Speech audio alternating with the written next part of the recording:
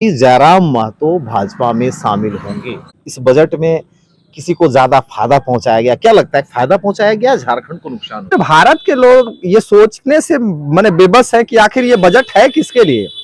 बात है, ये चुनाव है, यहाँ सब जायज होता है। अरे बड़े बड़े नेता भी कभी कभी चल जाते हैं। अब देखिए क्या अभी जो मौजूदा स्थिति है हमारे देश की, जो बजट सत्र है उस पर भी इनसे सवाल करेंगे। एक पुलिसिया कार्रवाई के बाद क्या कुछ हुआ है, हम सब कुछ इनसे जानना चाहेंगे। बड़ी बेबाकी से ये बोलते हैं और हम आपको भेंट करवाते हैं झारखंड के जेएलकेएम के केंद्रीय महामंत्री सूरज जी से। सूरज जी, बड़ी दिनों के बाद आपसे भेंट हुई है। भैया जोहार आपको और आपके दर्शकों को जोहार और आपको प्रणाम। फिर पुनः आपके साथ मिलना हुआ है, ये सौभाग्य हमारा है कि आपने फिर से हमको मौका दिया बोलने का, इसके लिए आपका आभार तहे दिल से। देखिए, आप ना बड़ी बेबाकी से बातों को रखते हैं, मैं इसलिए आपको मौका देता हूं और झारखंड के जो लोग हैं वो आपको पसंद करते हैं कहीं ना कहीं। तो निश्चित मानिए अभी वर्तमान में जो केंद्र सरकार द्वारा जो बजट पेश किया गया है, कितना लगता है, कितना संतुष्ट है झारखंड इस बजट से?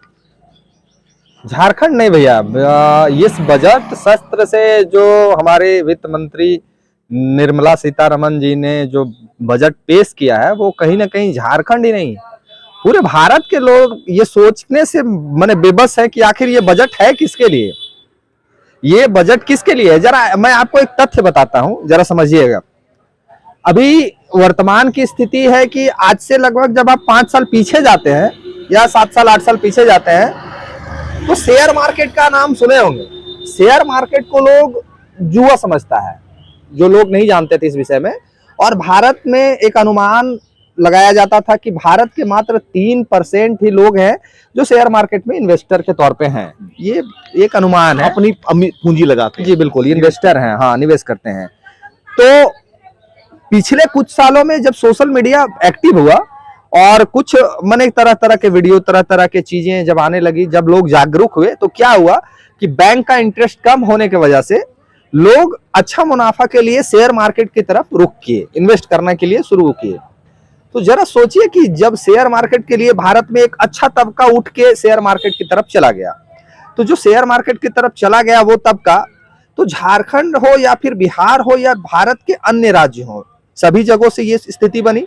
और नवयुवक हो या व्यापारी हो या मिडिल क्लास फैमिली से जो आते हैं या फिर थोड़े से ऊपर उसके जो वो लोग जो आते हैं, कहीं ना कहीं उस तरफ दौड़े इन्वेस्ट करने के लिए।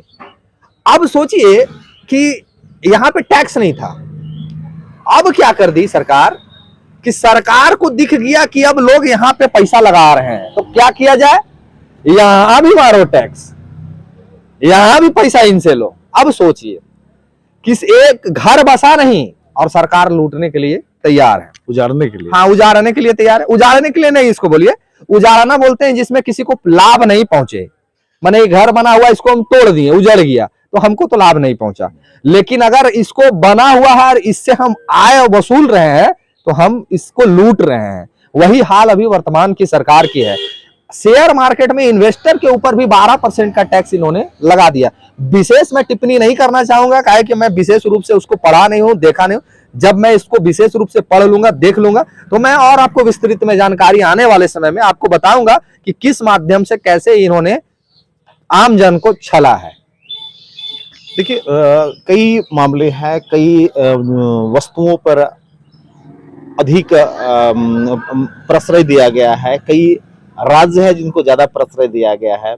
इस बजट में किसी को ज्यादा फायदा पहुंचाया गया, क्या लगता है फायदा पहुंचाया गया, झारखंड को नुकसान हुआ? नहीं, फायदा पर्टिकुलर अगर देखिएगा तो पर्टिकुलर किसी एक स्टेट को हम नहीं टारगेट करके बोलना चाहेंगे, लेकिन हमारे जो बगल के पड़ोसी राज्य है, जो बिहार है, कहीं ना कहीं जो झारखंड से माफ कीजिएगा, जो झारखंड से खनिज संपदा हम केंद्र को देते हैं, कहीं ना कहीं वो चीज की कमी पूरे भारत में हर एक राज्य में है, जो झारखंड में हमारे पास है। हमारे पास अगर खोजा जाए तो साहित्य कोई चीज होगा जो यहाँ पे नहीं है। यहाँ अल्मुनियम है, यहाँ तांबा है, यहाँ कोयला है, यहाँ पीतल है, यहाँ गैस है, यहाँ तेल है, यहाँ माने यहाँ सोना चांदी भी यहाँ है। जरा सोचिए, ये अबरख भी है। ये तमाम चीजें उठा के हम लोग केंद्र सरकार को देते हैं। लेकिन सरकार क्या करती है कि बैसाखी के सहारे से चलने वाली ये सरकार, जिसके माध्यम जो बैसाखी इनके लिए बने हैं, उस राज्य को लगभग 56,000 करोड़ रुपए का बजट उनके लिए स्पेशल पैकेज देती है। सूरज जी, एक बीच में आपको हम रोकना चाहेंगे।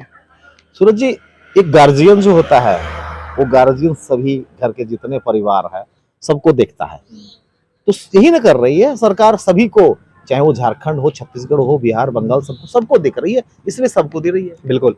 एक मैं साधारण सा एग्जांपल पेश करता हूं आपके सामने में। ये चीजों को आपके दर्शक को और मेरे व्यूअर को, जो आपको देखते हैं, हमको देखते हैं, उनको मैं स्पष्ट जानकारी देना चाहता हूं। एक साधारण सा एग्जांपल है, आपके घर में अगर आपका 2 बेटा है, सपोज दैट आपके घर में 2 बेटा है, एक बेटा आईपीएस ऑफिसर है ना, दूसरा बेटा बैंक का पीओ है, तो कहीं ना कहीं जो गार्जियन है, जो आप उसके पिताजी हैं, सपोज दैट आप उनके पिताजी हैं, तो कहीं ना कहीं आप ज्यादा प्राथमिकता आईपीएस ऑफिसर जो आपका है उस बेटे को जरूर दीजिएगा, ज्यादा प्राथमिकता दीजिएगा, ज्यादा फोकस कीजिएगा। सभी दृष्टिकोण से आपके लिए वो बेटा अव्वल है, सभी चीजों में अव्वल है। बैंक पीओ भी आप ही का बेटा है, लेकिन क्या है, उसका औहदा उस बेटे से कम है, तो कम है तो प्राथमिकता भी उसको आप कम दीजिएगा। सपोज दैट आपके घर में कहीं शादी हो रहा है, 10 ठो मेहमान आए हुए हैं, कहना क्या चाहते हैं आप? हम क्लियर कर दे रहे हैं, आपके व्यूअर को क्लियर कर देना चाहते हैं, मेरे व्यूअर को क्लियर कर देना चाहते हैं। आपके घर में, मेरे घर में अगर 10 शादी मेहमान आए हुए हैं, तो सबसे पहले अगर वो दोनों बेटे एक साथ है ना, तो हम यही चीज कहेंगे कि बेटा आओ यहाँ, पहले उस बेटे को बुलाएंगे। मायने ये नहीं रखता है कि वो छोटा है या बड़ा है, उस बेटे को बुलाएंगे और सबसे पहले उसको इंट्रोड्यूस करके क्या बोलेंगे, ये बेटा मेरा लातेहार जिला में सुपरिटेंडेंट ऑफ पुलिस है, दूसरा बेटा उनका बैंक पीओ है। लेकिन संजोग ऐसा लगेगा कि वो दूसरा बेटा को हो सकता है कि इंट्रोड्यूस भी वो 10 लोग के सामने में नहीं कराएं। तो प्राथमिकता हर एक दृष्टिकोण से उसको मिलना चाहिए जो अव्वल है, और मेरा झारखंड सब चीजों में अव्वल है। ये दुर्भाग्य है कि हमारे जो बैसाखी से चलने वाले राज्य हैं, जैसे बिहार और आंध्र प्रदेश, ये 2 राज्य के भरोसे अभी केंद्र का सरकार है, तो कहीं ना कहीं स्वाभाविक सी बात है कि तो हमरा गुजर चलाओ, हम तोर गुजर चलेबो, तो हमरा दाल दे, हम तोरा रोटी देबो। वही हाल हुआ है बजट सत्र में भी। 56,000 करोड़ का पैकेज मिला है बिहार को, जरा झारखंड को कितने का पैकेज दिए हैं ये स्पष्ट तो हमारे वित्त मंत्री साहब ने किया ही नहीं, साहिबा ने किया ही नहीं, जरा इसको भी क्लियर करते।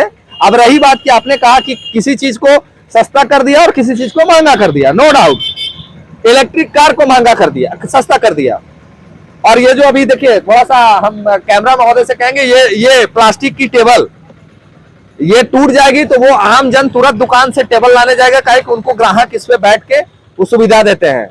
इनको महंगा कर दिया इन्होंने, और इलेक्ट्रिक कार को सस्ता कर दिया। जरा सोचिए, लॉजिक सोचिए, क्या मानसिकता है।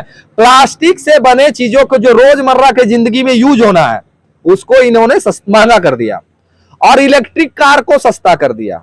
अब सोचिए, कई आदमी है जो हमारे क्षेत्र में, पूरे भारत में कितना % आबादी है जो इलेक्ट्रिक कार को अफोर्ड कर सकता है? नहीं है। बाबा जी का टुल्लू है। आपके अनुसार ये जो वर्तमान जो स्थिति है जो पैदा किया गया है, क्या ये पक्षपाती लग रहा है आपको? हम क्यों बोलेंगे पक्षपाती है? खुद जो बीजेपी के सपोर्टर है वो आके ट्वीट कर रहे हैं, आपके ट्विटर पे ट्वीट कर रहे हैं, फेसबुक पे कर रहे हैं, सोशल मीडिया के तमाम प्लेटफॉर्म पे वो आके बता रहे हैं कि ये बजट जो आया है ये कहीं ना कहीं टोटवा सा देने वाला बजट है। अब रही बात कि भैया आप पार्टी में है तो फॉर्मेलिटी के लिए तो आपको भी बोलना है, लेकिन पीछे तो जल उनका भी रहा है। फॉर्मेलिटी तो सबको पूरा करना है कि नहीं बहुत अच्छा बजट है, बहुत अच्छा आया है, नहीं बोलेंगे तो पार्टी का डर है, तो बोलना लगता है। आपके जेएलकेएम के राष्ट्रीय महासचिव वो उन पर डंडे बरसाया गया, तो वरीय उपाध्यक्ष है, क्षमा चाहता हूँ, राष्ट्रीय वरीय उपाध्यक्ष है, उन पे डंडे बरसाया गया है। कई झारखंड में और भी ऐसे अपने अधिकारों के लिए लड़ रहे लोगों पर डंडे बरसाया गया, ऐसे में कैसे देखते हैं इसको आप? देखिए भैया, ये बहुत ही दुर्भाग्यपूर्ण है, और उस जो अधिकारी ने उनपे जो लाठीचार्ज किया है, जो मारा है, आज स्थिति ऐसी उनकी बनी हुई है कि आज रिम्स ने उनको ट्रांसफर कर दिया एम्स के लिए, दिल्ली आज वो चले गए हैं बेहतर इलाज के लिए। तो ऐसे अधिकारियों को संज्ञान में लेके सरकार को, जो तमाम वर्तमान सरकार है, उसको संज्ञान में लेकर उन पे कार्रवाई करनी चाहिए थी, लेकिन ऐसा कुछ नहीं है। कार्रवाई कौन करेगा? कराने वाले वही हैं, तो कार्रवाई कहां से होगा? लेकिन ये दुर्भाग्यपूर्ण, ऐसा नहीं होना चाहिए। आज हम लोग को ऐसा रियलाइज हो रहा है कि भारत स्वतंत्र देश है, झारखंड स्वतंत्र राज्य है, लेकिन आज हम लोग को ऐसा फील होता है कि कोई भी आप प्रोग्राम, आपको एक चीज जानकारी देना चाहते हैं कि सहायक पुलिस कर्मी और हमारे वरीय उपाध्यक्ष और 1500 नामजद लोगों पे, तो नामजद में कौन होंगे? सहायक पुलिस होंगे जो वहां पे थे। उसमें हमारी बहन थी, हमारी बहन से ऊपर जो बच्चा लेके भी वहां उपस्थित थी, दीदी लोग थी, हमारे भाई लोग थे। और ये कौन लोग हैं? ये वो 12 जिले के लोग हैं जो नक्सलाइट प्रभावित जिले थे, वहां से ये लोग उठ के गए थे। अब जरा सोचिए कि 1500 नामजद लोगों पे एफआईआर हुआ है और एफआईआर नॉन बेलेबल है, बेल उनको नहीं मिलेगा। हमारे देवेंद्र दा कल के डेट में स्वस्थ हो जाते हैं तो उनको भी बेल नहीं मिलेगा, उनको डायरेक्ट पुलिस प्रशासन अरेस्ट कर लेगी और बेल नहीं देगी, केस चलेगा, फिर प्रक्रिया होगा जो होगा। तो जरा सोचिए ये प्रशासन, पुलिस प्रशासन क्या दिखाना चाहती है? मारेंगे हम ही, ठूरेंगे हम ही। कहीं पुलिस प्रशासन के बहाने सरकार नहीं साध रही है। अच्छा भैया, तो कहने का बात क्या है?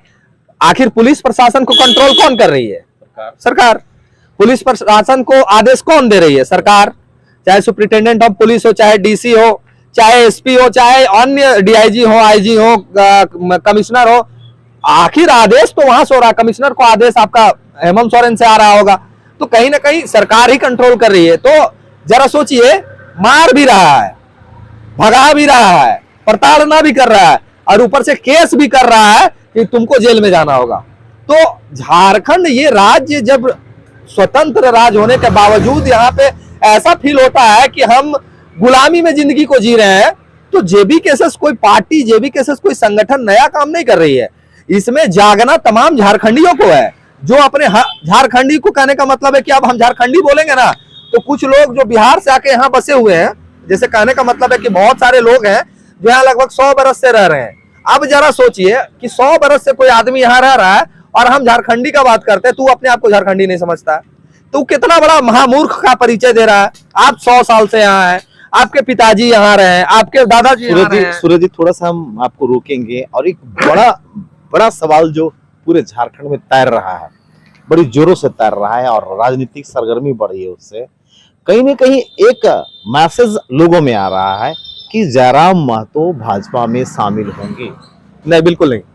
मैं आपको और हमारे दर्शकों को यह स्पष्ट कर देना चाहता हूं कि हम लोग अलायंस करके चुनाव नहीं लड़ेंगे, ये तय है। हम लोग अलायंस करके चुनाव ना लोकसभा का लड़े और ना ही विधानसभा का लड़ेंगे। हमारे केंद्रीय अध्यक्ष महोदय का ये साफ कहना है कि हम चुनाव इंडिपेंडेंट लड़ेंगे। हाँ, चुनाव जीतने के बाद अगर सरकार बनाने की बात आई और उस समय परिस्थिति स्थिति कुछ बनी तो जनता से राय लेके हम लोग प्री अलायंस करेंगे। अभी हम लोग मूड में नहीं है कि हम लोग किसी के साथ जाके चुनाव लड़ें। मान मनोबल चल रहा है? नहीं, बिल्कुल नहीं। प्रेशर बहुत ज्यादा है। हम कहेंगे कि स्पष्ट रूप से मैं बताना चाहता हूं कि बीजेपी का बहुत ज्यादा प्रेशर है कि हमारे टाइगर उनके साथ चले जाएं और साथ में मिल के चुनाव को लड़े। लेकिन हमारे टाइगर ने ये स्पष्ट ही कर दिया है पूरे झारखंडियों को, ये लड़ेंगे स्वतंत्र, जीतेंगे स्वतंत्र।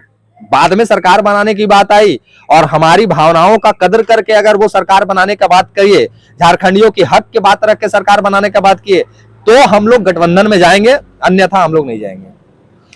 तो ये थे सूरज कुमार और बड़ी बेबाकी से अपनी बातों को रखते हैं। आज भी इन्होंने रखा और इन्होंने एक बात जो अभी हर झारखंडी के मन में चल रहा है, क्या जयराम महतो भाजपा में जाएंगे, इन्होंने इसे खारिज किया और इन्होंने साफ तौर पे कहा कि जयराम महतो अकेले चुनाव लड़ेंगे, विधानसभा चुनाव सभी जगहों से अकेले लड़ेंगे, ये किसी के साथ गठबंधन नहीं करेंगे। अब होता है वो तो समय बताएगा कि जयराम महतो खुद लड़ते हैं या फिर किसी और दल के साथ में होकर इस झारखंड की राजनीति का पारा बढ़ाते हैं।